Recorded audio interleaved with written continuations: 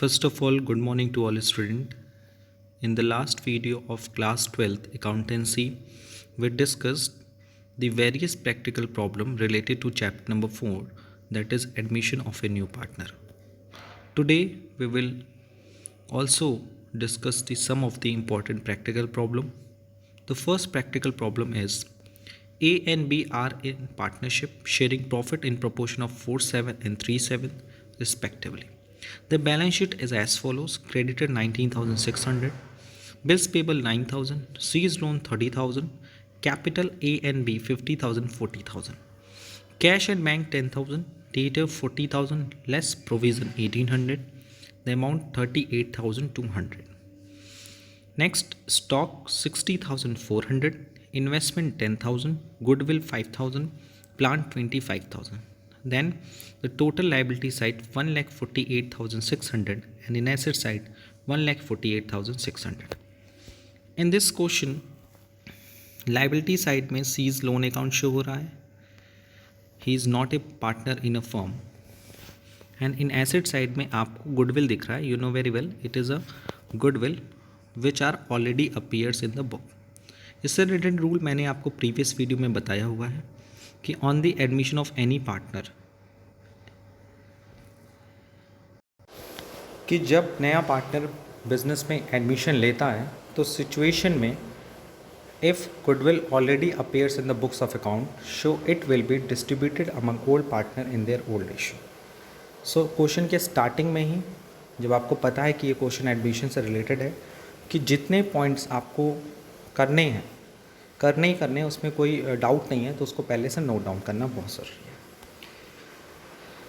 Next question is C is admitted into partnership on the following term. Balance sheet में आप देखा seize loan indicate कर रहा था, यानी सी क्रेडिटर था, but after some time partnership में डिसीजन लिया गया कि सी को हम पार्टनर बना लेंगे. And the term is the first one, new profit sharing ratio will be 3:2:1. So old ratio is given in this question as well as new ratio is given, that is 3:2:1. C's loan account should be treated as goodwill, यानी C का जो loan account है उसे हम capital की तरह treat करेंगे. And C is not to bring goodwill in cash.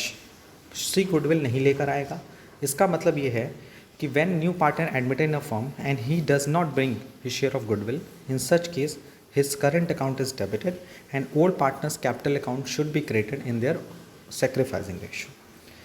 But with the help of next information, we calculate the C share of goodwill. That is, goodwill is valued on the basis of 2 years purchase of average profit of the last 3 year. यानी goodwill को हम कैसे calculate करेंगे, last 3 year का average profit निकालेंगे और उसको 2 से मल्टीप्लाई करेंगे because of number of year purchase 2. सो हमें goodwill of the firm clear हो जाएगा. गुडविल ऑफ फर्म के बाद क्वेश्चन में क्लियर है कि सी का जो रेशियो है वो 1:6 है, क्योंकि न्यू रेशियो है 3:2:1. सो 1:6 निकालेंगे और in the next information average profit the last 3 year that is 6,000. So 6,000 is average profit, number of year purchase 2. So the total goodwill of the firm is 12,000 and 12,000 का 1/6 if you calculate that is 2,000. तो इस question में नया क्या है sir? इस question में पहला नया ये है कि जो बिज़नेस का ऑलरेडी क्रेडिटर था उसी को मैंने क्या बना दिया गया है, बिज़नेस का पार्टनर बना दिया गया है. दूसरी बात कि इसमें नया पार्टनर जो आ रहा है गुडविल नहीं लेकर आ रहा है, ये नई चीज़ है. तीसरी बात जो आपको यहाँ दिखेगी पॉइंट नंबर 5 में, 7,000 of investment were to be taken by A and B in their profit sharing ratio. यानी कि इन्वेस्टमेंट जो भी बैलेंस शीट में एग्जिस्ट है, इन्वेस्टमेंट कितने का है सर? 10,000 का. 10,000 में से 7,000 का इन्वेस्टमेंट है, वो कौन ले लेगा? ए और बी ले लेंगे. किस रेशियो में ले लेंगे? अपने रेशियो गिवन है प्रॉफिट शेयरिंग रेशियो में ले लेंगे. Is that clear? Stock to be reduce by 10%, so it is also loss. Provision for doubtful debts should be 5% on debtor and a provision for discount 2% also should be made on debtor. So देखिए यहाँ पे आपको 11th की याद आ जाएगी कि debtor पे 2 तरह का प्रोविज़न बनाना है. एक बनाना है प्रोविज़न फॉर डाउटफुल 5% और दूसरा आपको बनाना है प्रोविज़न फॉर डिस्काउंट और नेटेड दैट इज़ 2%. तो 11th में आपको याद होगा कि सबसे पहले डेटा पे प्रोविज़न बनाते वक्त हम बैड डेब्ट्स डिडक्ट करते थे, फिर जो उसमें वैल्यू बचती थी उसमें हम लोग provision for doubtful debts create करते थे। देयर आफ्टर फिर हम लोग provision for doubtful debts deduct करते थे, फिर जो पैसा बचता था डेटर का उसमें हम लोग प्रोविज़न फॉर डिस्काउंट और डेटर कैलकुलेट करते थे। और when we show the amount of debtor in the balance sheet, तो डेटर में से ये सारी वैल्यू डिडक्ट करके दिखाते थे। पहला बैड डेब्ट्स, दूसरा प्रोविज़न फॉर डाउटफुल डेब्ट्स और तीसरा provision for discount on debtor. तो ये चीज़ आपको हेल्प करेगी 11 का नॉलेज यहाँ पे अप्लाई करने का। क्वेश्चन में क्या है 8.a, B is to be withdraw 8,000 in cash. B जो है अपने कैपिटल में से 8,000 रुपीज़ विड्रॉ कर लेगा। Okay, give general entry to record the above and prepare the balance sheet of a new form. तो सबसे पहले आपको पता है कि जनरल एंट्री जब हम पास करेंगे तो 3 स्टेप पे जनरल एंट्री पास होती है। पहला स्टेप हमारा होता है general entry regarding any item appear in the balance sheet. Balance sheet में कोई अगर ऐसा आइटम है जो डिस्ट्रीब्यूटेबल है, जैसे accumulated loss, accumulated profit, reserve, specific reserve या फिर गुडविल। तो यू नो वेरी वेल इस क्वेश्चन में गुडविल अपीयर है। सो गुडविल को हम ओल्ड पार्टनर में ओल्ड रेशियो में प्रोवाइड कर देंगे, पहली बात। ठीक है, दूसरा आपका स्टेप होता है entries related to revaluation account, यानी जब न्यू पार्टनर एडमिशन लेता है तो रिवैल्यूएशन से रिलेटेड जितनी एंट्रीज होती हैं उसको हम लोग पास करते हैं और रिवैल्यूएशन पे प्रॉफिट एंड लॉस को कैलकुलेट करते हैं। और जो भी प्रॉफिट एंड लॉस होता है it will be distributed among old partner in their old ratio. Yes sir. तीसरी एंट्रीज होती है वो होती है entries related to the admission of a new partner. You know very well, जब नया पार्टनर आता है तो कैपिटल लेकर आता है, गुडविल लेकर आता है, गुडविल नहीं लेकर आता है तो करंट अकाउंट से ले लेते हैं, and it will be distributed among old partner in there sacrificing ratio. तो ये 3 बातें आपको एडमिशन के केस में जनरल एंट्री में याद रखनी होगी कि एक पहली एंट्री किससे रिलेटेड होती है, related to the balance sheet equation, balance sheet से। दूसरा होता है entries related to the revaluation. Number 3 entries related to the admission of a new partner. So let we start करने से पहले कुछ बेसिक इन्फॉर्मेशन मैं कैलकुलेट करनी चाहिए। जैसे पहला है गुडविल एंड दूसरी चीज़ है वो है sacrificing ratio.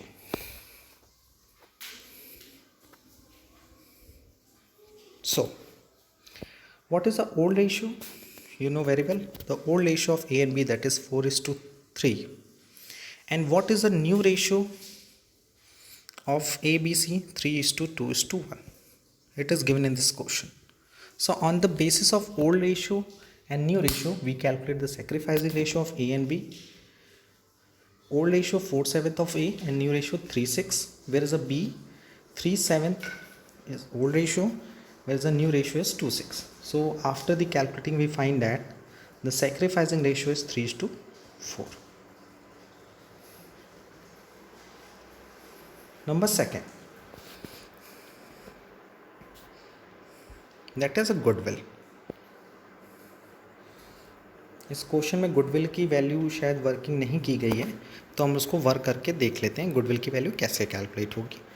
First of all average profit is given in this question, that is 6,000 multiplied by 2, that is 12,000 is a goodwill, because you know very well what is the formula of goodwill, average profit into number of year purchase. Average profit is given in this question and number of year purchase 2. So the goodwill of the firm is 12,000. Thereafter we calculate partner's goodwill, that is C's share of goodwill. What is C's share of goodwill? 12,000 multiplied by his share is 1/6, that is 2,000. So it is very clear कि C को goodwill देना है, क्योंकि goodwill लेकर नहीं आया तो current account से कैलकुलेट होगा, और यू नो वेरी वेल कि करंट अकाउंट से डेबिट होगा तो किसको मिलेगा, ओल्ड पार्टनर को। किस रेशियो में, सैक्रिफाइसिंग रेशियो में, और सैक्रिफाइसिंग रेशियो हमने कैलकुलेट किया, दैट इज 3:4 आया था। Yes, so let we start the general entry. The first entry related to the goodwill. ये ऑर्डर याद रखिएगा, हो सकता है इलस्ट्रेशन में या वेरियस सॉल्यूशन सेट में आपको स्टेप अलग अलग मिले, लेकिन आपको स्टेप्स यही रखना है, क्योंकि एग्जामिनेशन में एक भी एंट्री अगर छूटती है तो उसका मार्क्स भी आप खो देते हैं। सो पहली जनरल एंट्री मैंने आपको क्या सिखाई है, सर बैलेंस शीट में कोई भी आइटम देखे उसको बांट दो। कौन सा आइटम है, सर गुडविल है। गुडविल की एंट्री क्या होती है, तो वो याद होगा आपको, partners capital account debit to goodwill. तो first entry will be related to this. A's capital account debit, B's capital account debit to goodwill. The total amount of goodwill is 5,000. It will be distributed among A and B in the ratio of 4:3. That is, amount is 2857 for A, 2143 for the B. So the entry will be A's capital account debit, B's capital account debit to goodwill. Second entry, which are related to the revaluation. Revaluation में आपको मैंने बताया था कि कौन कौन सा revolution से रिलेटेड टॉपिक है. एक है स्टॉक, दूसरा है प्रोविज़न. इन दोनों की एंट्री पास कर देते हैं. तो स्टॉक भी reduce by 10%, so it is a loss. तो stock, provision for doubtful, provision for discount on debtor. Okay, and it is loss, so revaluation account is debit. और रिवोल्यूशन पे सिर्फ और सिर्फ लॉस हुआ है, यू नो वेरी वेल.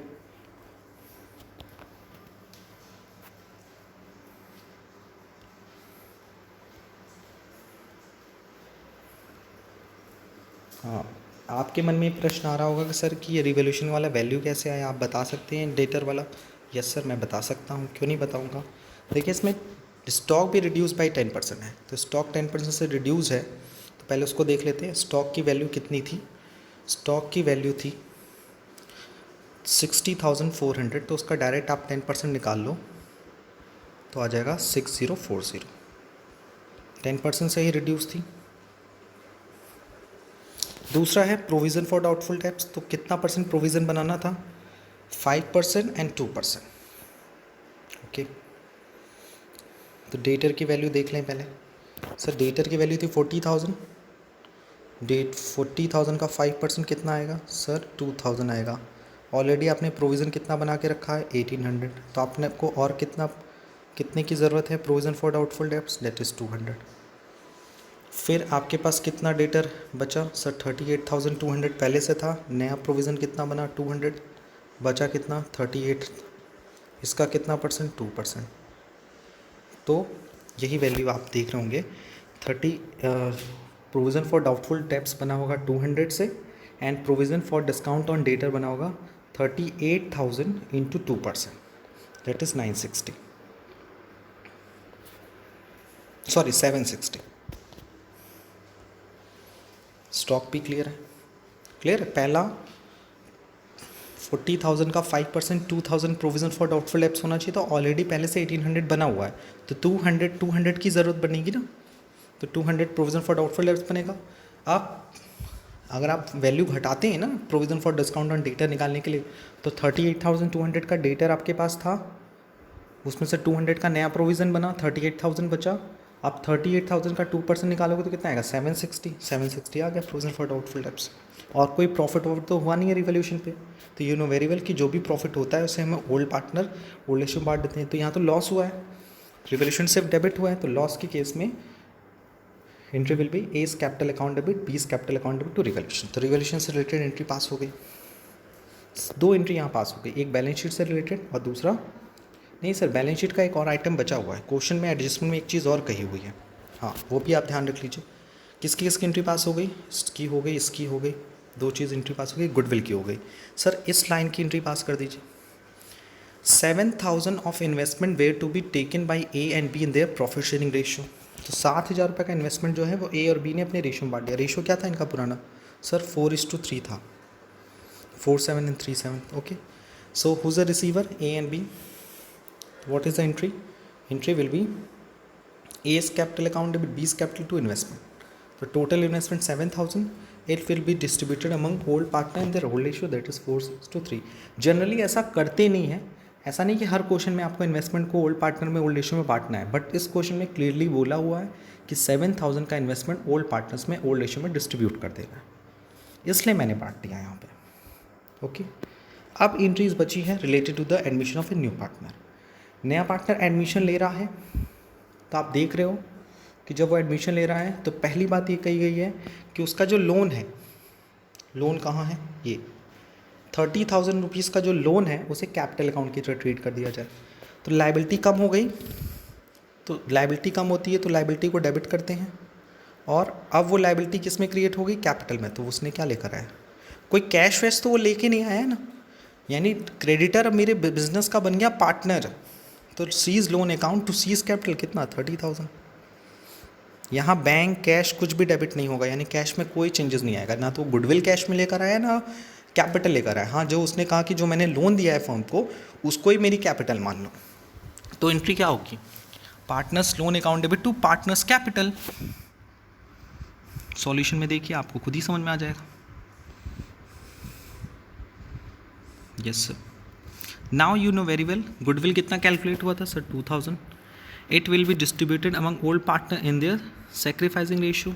तो C's current account debit to A's capital to B's capital. You know very well कि जब नया पार्टनर आता है गुडविल नहीं लेकर आता, उसके करेंट अकाउंट से एडजस्ट करते हैं और किसको देते हैं, ओल्ड पार्टनर्स को। किस रेशियो में, सेक्रीफाइसिंग रेशियो कितना कैलकुलेट है, 3:4।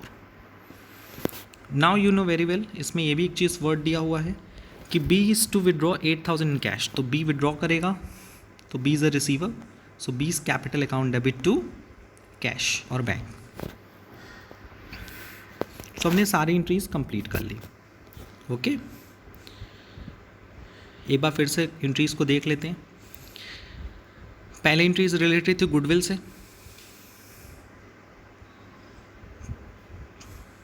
ये है। दूसरी एंट्री हमारी रिलेटेड थी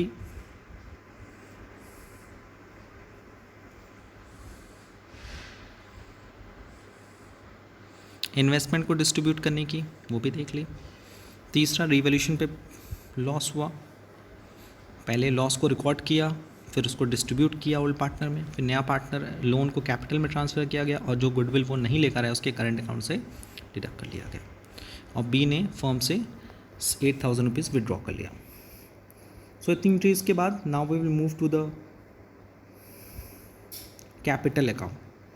how we will prepare the capital account. तो first of all you know very well, सबसे पहले हम लोग क्या लिखते हैं, opening balance of capital which is already given in the liability side of balance sheet. Okay, second, जितना वो कैपिटल लेकर आया, लेकर तो नहीं आया, एक लोन से लेकर आया, तो कैश की जगह यहाँ क्या लिखेंगे, बाई सीज लोन, सीज में 30,000। गुडविल भी नहीं लेकर आया, वो बहुत ख़राब इंसान है, लेकिन यू नो वेर गुडविल को उसके करंट अकाउंट से डेबिट कर लिया है। तो करंट अकाउंट डेबिट हुआ है तो उसका एक और इफेक्ट पड़ेगा जो मैंने लास्ट वीडियो में आपको बताया कि when new partner does not bring his share of goodwill, so in such case his current account is debited and the current account is debited will also be written in the asset side of the balance sheet। तो ये current account balance sheet के asset में भी show होगा। जो पैसा उसने goodwill लेकर आया था 2000, मतलब गुडविल जो उसकी 2000 थी उसे ओल्ड पार्टनर में सेक्रीफाइसिंग रेशियो में डिस्ट्रीब्यूट कर दिया गया। रिवॉल्यूशन पे लॉस हुआ था, इन्वेस्टमेंट डिस्ट्रीब्यूट कर लिया गया था ओल्ड पार्टनर ने ओल्ड रेशियो में, गुडविल को राइट ऑफ कर लिया गया था और बी ने फर्म से पैसा निकाल लिया था। देख रहे हैं यहाँ पे कितना सारा डेबिट आइटम हुआ है। रिवॉल्यूशन पे लॉस हुआ इसलिए कैपिटल डेबिट हुई है, इन्वेस्टमेंट ब्रॉट डाउन हो गया है। अब आप फर्म से एसेट विड्रॉ करोगे तो आपकी कैपिटल डाउन ही होगी ना। सेकंड, क्योंकि एसेट्स भी कम हो रहा है, लाइबिलिटी कैपिटल भी कम हो रहा है, गुडविल भी राइट डाउन हो रही है एंड बैंक से आप पैसा निकाल रहे हैं बैंक बी ने। सो अब ए बी और सी की क्लोजिंग बैलेंस कितनी आ गई, 40,000, 25,000, 30,000। ओके, नाउ आपके दिमाग में चल रहा होगा सर कैश अकाउंट बनवाइए। देखिए इस क्वेश्चन में कैश अकाउंट बनाने की कोई रिलेवेंसी नहीं है, इसलिए नहीं है क्योंकि इस क्वेश्चन में जो नया पार्टनर आया है उसने ना तो कोई कैपिटल लेकर आया है फॉर्म में, कोई कैपिटल तो लेकर आया नहीं है ना, उसने अपने लोन को ही किस में रख दिया, कैपिटल में कन्वर्ट करा दिया। दूसरी बात ये थी कि उसने गुडविल तो कैश में ले आया, यानी कैश की वैल्यू में कोई चेंजेस नहीं है। सिर्फ बैलेंस शीट में आप लोग दिमाग लगाइए, बैलेंस शीट कैसे निकलेगी। तो उसके लिए आपके सामने आप देख रहे हो कि क्रेडिटर्स में कोई चेंज नहीं है, बिल्स पेबल में कोई चेंज नहीं आया है, कैपिटल अकाउंट में चेंजेस आया है और वो कैपिटल कौन कौन सी, जो नए पार्टनर्स कैपिटल से हम लोगों ने कैलकुलेट की। एसेट साइड में देखिए कैश वही का वही है जो पहले पुरानी बैलेंस शीट में गिवन होगा। दूसरा डेटर में आप लोग को याद होगा, मैंने अभी पहले जिसमें बताया 40,000 का डेटर था, उसमें 2,000 का प्रोविज़न बन गया, पहले 1800 का 200 का और बनाया तो 2000 का हो गया और 760 का बन गया provision for doubtful discount on debtor. और अब now we have a debit debtor of 37,240। Stock में भी यही देखने को मिला है, स्टॉक की वैल्यू 10% डिक्लाइन हुई, सो उसकी वैल्यू डिक्लाइन कर दी गई।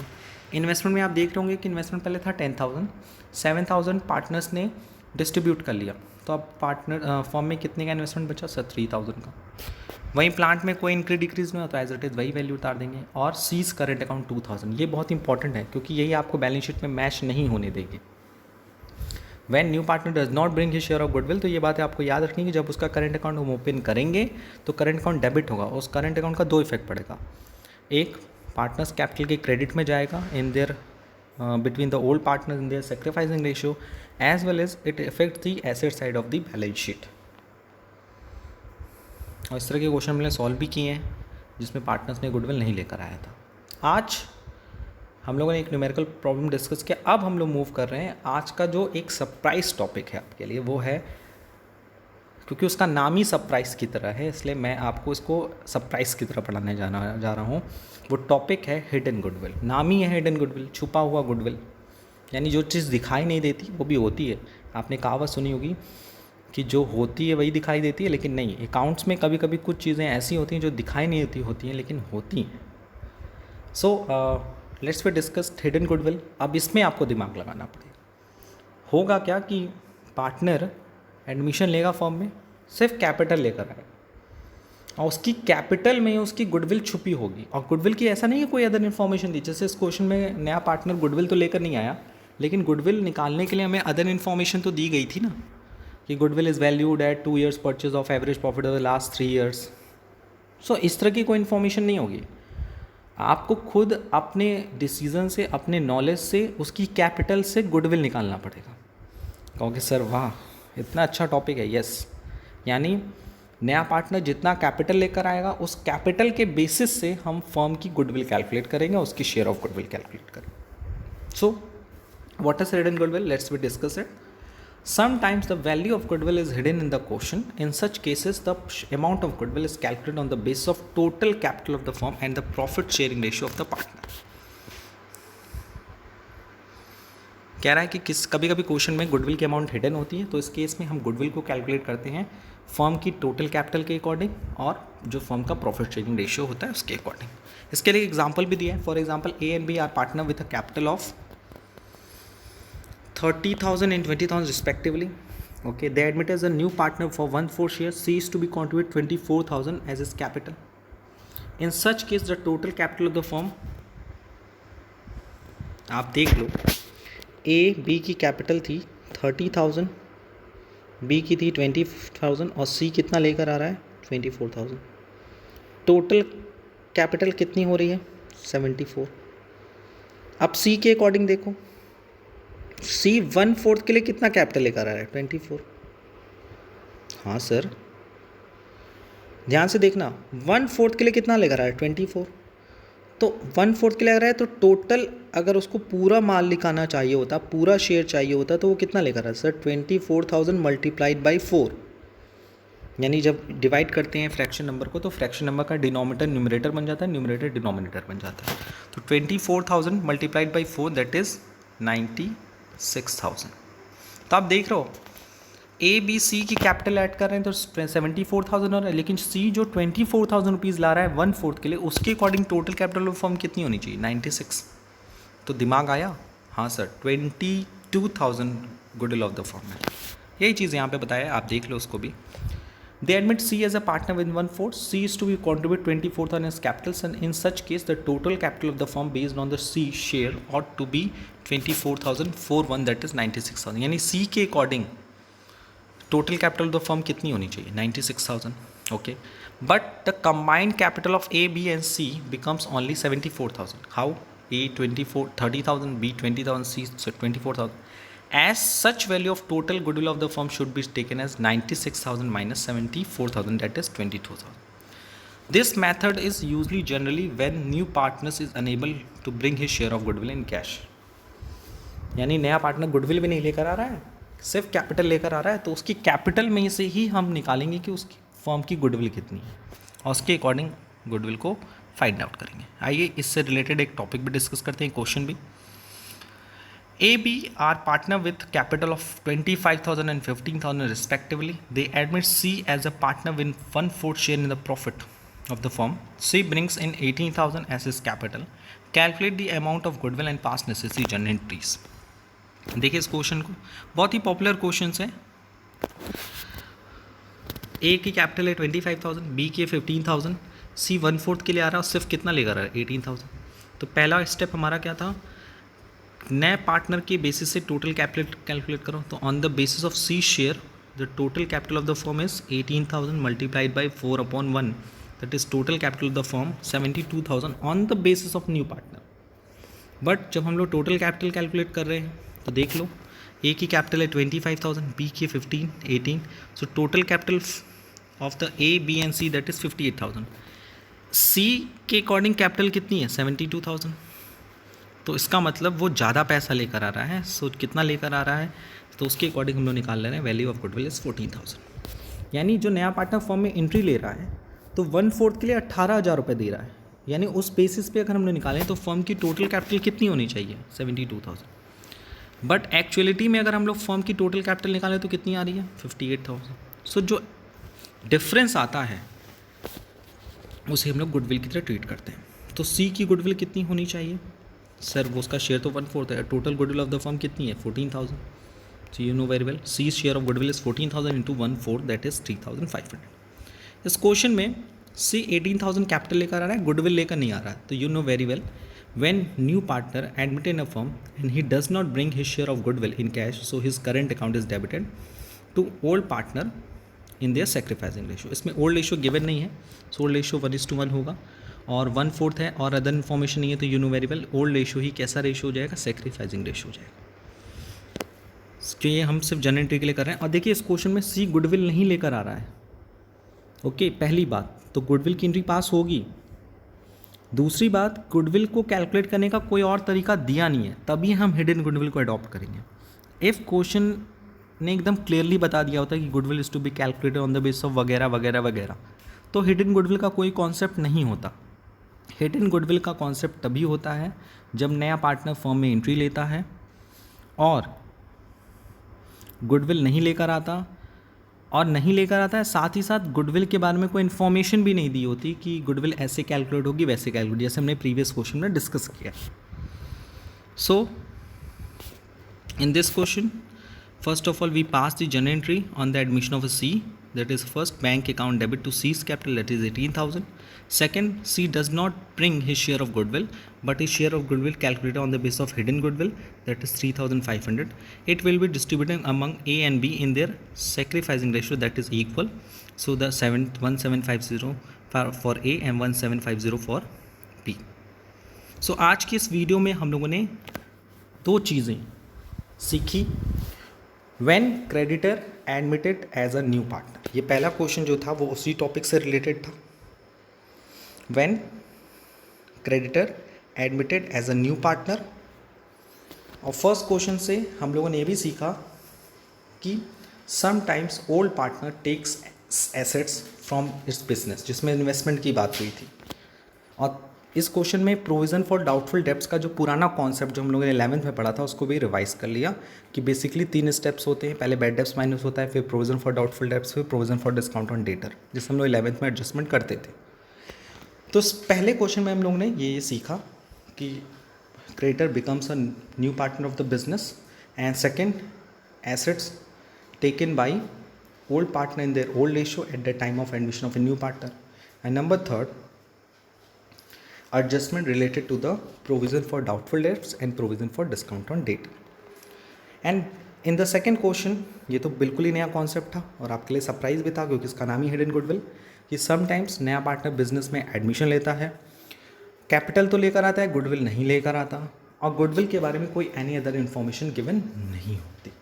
सो उस बेसिस पे हम लोग 3 स्टेप को फाइंड आउट करते हैं। पहला, on the basis of new partner share and their capital amount के बेसिस पे हम टोटल कैपिटल कैलकुलेट करते हैं, यानी पहला स्टेप होता है total capital on the basis of new partner. Second step होता है combined capital of A B and C. दिमाग में रख लीजिएगा how to calculate the hidden goodwill. First of all first step, find out the total capital on the basis of new partner share.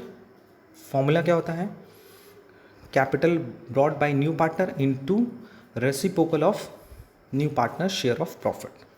Second step, find out the combined capital of A, B and C. That is A, B means old partner plus new partner's capital. And third step, find out the difference between step 1 and step 2. यानी new partners के according जो capital calculate की गई है और actual combined capital जो firm की है old partner plus new partner की कैपिटल, उसके अकॉर्डिंग हम लोग कैलकुलेट करते हैं और उनके बीच में जब डिफरेंशिएट क्रिएट करते हैं it will becomes a hidden goodwill of the firm. So I hope आज का जो पूरा हम लोगों ने टॉपिक स्टडी किया आपको समझ में आया होगा. If you have any kind of doubts please ask me in the online classes as well as WhatsApp me in the group. आज के लिए इतना ही. Thank you. Thanks a lot.